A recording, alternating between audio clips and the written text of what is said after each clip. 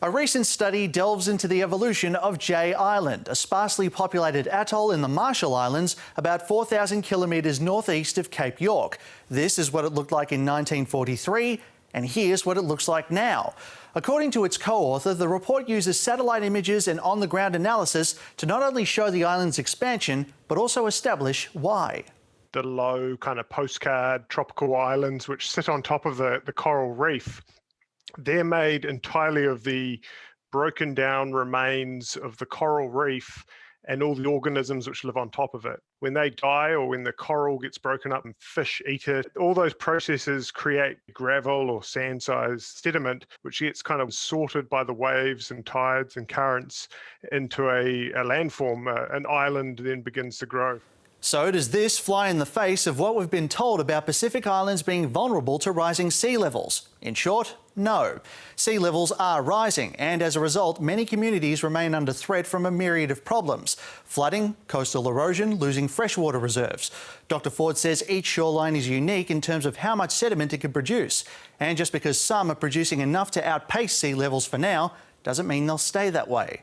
Right now, in many parts of the Pacific, we've got reefs under threat from elevated sea surface temperature and changes in ocean chemistry as the ocean becomes more acidic.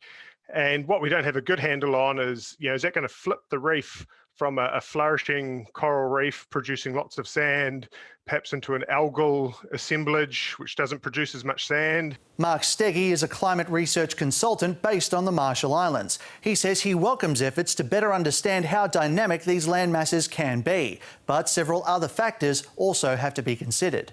I wouldn't make claims regarding the future resilience of the islands based on this data without other pieces of information. They need to get further into the data. They need to get into both the geological and the human experience of these islands in order to really understand the total dynamism of these atolls. Dr. Ford says his study focuses on what the islands might look like over time, and understanding their future habitability would require more analysis.